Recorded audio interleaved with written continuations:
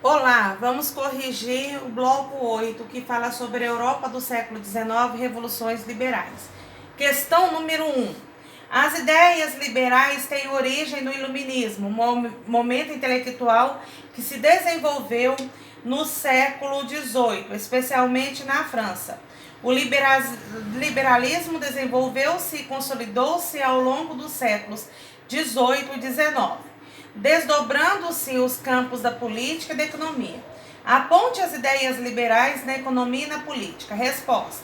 No campo econômico, liberdade na prática das atividades produtivas e comerciais, e no campo político, laicização no Estado, instituição de monarquias ou de repúblicas como formas de governo. Questão número 2. A Primavera dos Povos teve importância histórica significativa, pois possibilitou a derrubada dos últimos resquícios do absolutismo monárquico e da tradição aristocrática, e consolidou-se ao longo dos séculos XVIII e XIX.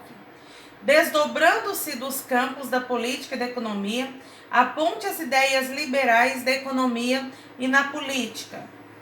Desculpa, gente.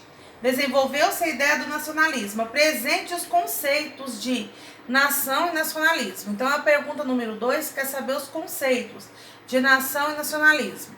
Resposta. Nação. Conceito político ligado à existência de uma unidade linguístico-cultural de um povo. Incorporou-se a ele durante o século XIX e a noção de uma unidade territorial e política. O nacionalismo, ideologia com base na qual se defende a existência dos laços culturais, históricos e linguísticos entre os habitantes de um território que justificam a preferência por tudo o que pertence à nação.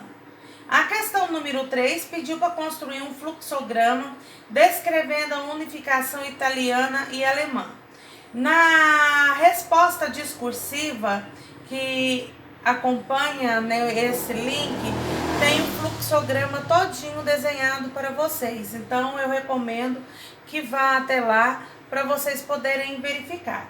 Então, nesse fluxograma vai falar de como estava a Itália no século XIX, as conquistas de novos territórios, a anexação desses territórios, né, o papel de Giuseppe Garibaldi, né, e que a unificação somente ocorre depois da Segunda Guerra Mundial, em 1929, quando se assina o Tratado de Latrão, né, regularizando, né, o Estado do Vaticano. E depois pede para falar sobre a unificação alemã. Então vem falando, né, que a Alemanha lá no século XIX funcionava como cidades autônomas, né? Em 1815, né, vai haver uma fundação de uma confederação, né, a Prússia e da Áustria. Em 1834, assina-se uma união aduaneira chamada Zoverin, que promove o desenvolvimento dos países, né, das regiões que fazem parte dessa união aduaneira.